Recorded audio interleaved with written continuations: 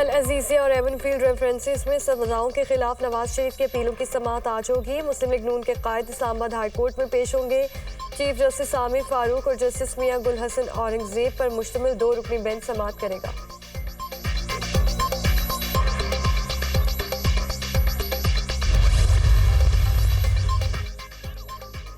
Chairman PTI के एहलिया बुशरा बीबी के साबिक शौहर खावर मोनिका के तहलका खेज इंकशाफात। कहते हैं बुशरा को बहन मरियम वटू ने चेयरमैन पीटीआई को पीरी मुरीदी की आड़ में मुतारिफ कराया। हम बड़ी खुशगवार जिंदगी गुजार रहे थे, आहिस्ता आहिस्ता हमारा घर टूट गया। चेयरमैन पीटीआई मेरी मर्जी के बगैर घर आता था, मैं इन मुलाकातों पर नाराज था। एक बार चेयरमैन पीटीआई को नौकर के जरिए घर से निकलवा दिया था। बुशरा मेरे इल्म में लाए बगैर चेयरमैन पीटीआई से मिलने बनी गाला जाती थी।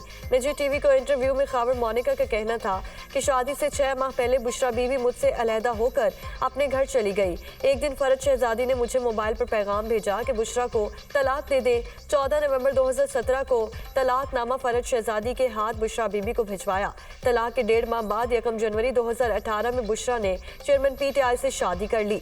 शादी के 1.5 माह बाद फरज शहजादी ने फोन करके कहा कि तलाक की तारीख तब्दील कर दे। फरज शहजादी ने करप्शन का बाजार गर्म किए रखा।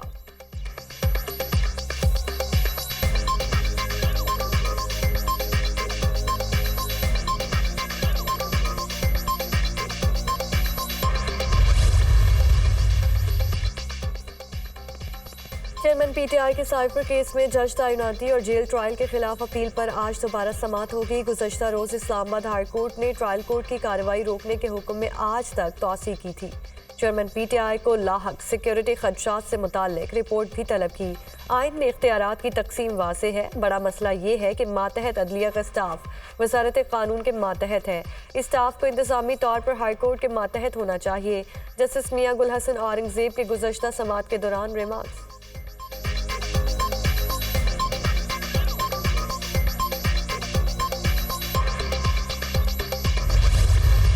सुप्रीम जुडिशल काउंसिल का इजलास आज दोबारा होगा। चीफ जस्टिस काजी फायजी से सदारत करेंगे। जस्टिस मुज़ाहिर अली अकबर नकवी के खिलाफ शिकायत का जायजा लिया जाएगा।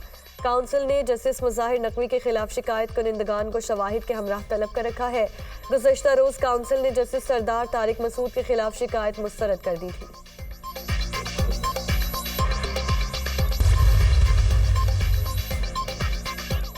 इलेक्शन से पहले रिजल्ट तय करना है तो फिर ऐसे इलेक्शन का कोई फ़ायदा नहीं। हम अवाम का फैसला मानेंगे, किसी और का फैसला मानने को तैयार नहीं। अगर मुल्क को बचाना है तो साफ और शफाफ इलेक्शन होने चाहिए। बुजुर्ग सियासतदान इंतजामिया के जोर पर इलेक्शन ना लड़े। बिलावल भुट्टो का मशवरा। 70 साल से सियासत करने वाले बुजुर्ग अपने मंशूर पर इलेक्शन लड़ें। Chairman Peoples Party Bilawal Bhutto का नौशहरा में वर्कर्स कन्वेंशन से खिताब।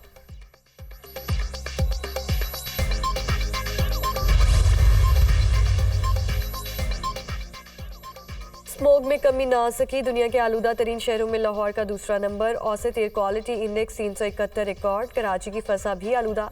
शहरी स्मोग से बीमारियों का शिकार होने लगे। तिब्बी माहिरीन की सांस के मरीजों को एहतियात की हिदायत। मास्क के इस्तेमाल और घरों में रहने का मशवरा। भारतीय दारुल हुकूमत नई दिल्ली दुनिया के आलूदा तरीन शहरों में सर फहरिस्त।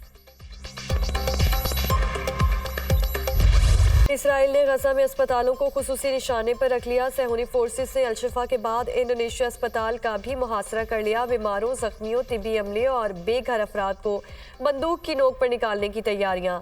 इसराइली फोर्सेस के इंडोनेशिया अस्पताल पर बमबारी से दर्जनों अफराद शहीद और जख्मी। मजमूई तादाद 13,000 से जायद। शोहदा में 5,600 बच्चे और 3,550 खवातीन शामिल। जख्मियों की तादाद 31,000 से तजावुज। गजा पट्टी के 15 लाख शहरी बेघर और नकल मकानी पर मजबूर।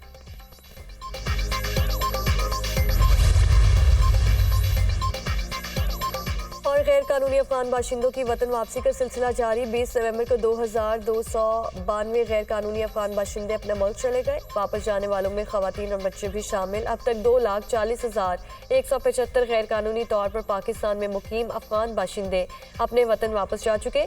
पाकिस्तान ने 40 साल तक तारकीन वतन की मेज़बानी की।